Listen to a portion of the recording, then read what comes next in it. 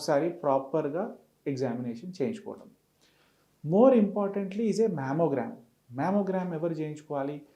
World wide recommendations are ప్రతి స్త్రీ 40 years దాటినాక సంవత్సరం లేకుంటే 2 సంవత్సరంలో ఒక mammogram, that is an x ray of the breast. ఈ ఎక్స్రే ఏం చేస్తుంది?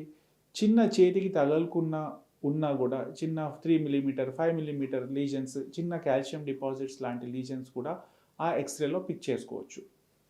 అదే మనము ఆ లంప్ పెద్దగా అయ్యి మనకు చేతికి తగిలే వరకు వెయిట్ చేస్తే వీ లూజ్ టైమ్.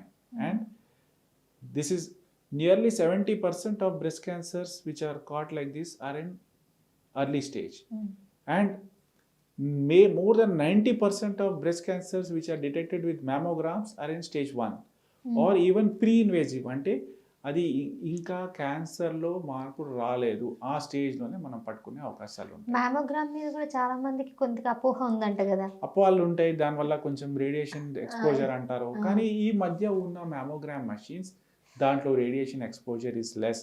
దాంట్లో ఉన్న అంత ఏమంటారు, దే ఆర్ అడ్వాన్సెస్ బాగా వచ్చినాయి. They take very thin slices, exposure అంత ఉండదు. తక్కువ రేడియేషన్ డోస్తో కూడా they can catch very clear images. మన కెమెరాస్ ఎలా ఇప్పుడు రెజల్యూషన్ పెరిగింది, same thing with lesser radiation exposure excellent images తీసుకోవచ్చు, thin slices of the breast. So mammogram and young ఏజ్లో ఎవరికైనా ఫ్యామిలీ హిస్టరీ ఉంది అంటే 25 years నుంచే వాళ్ళు చేయించుకోవాలి.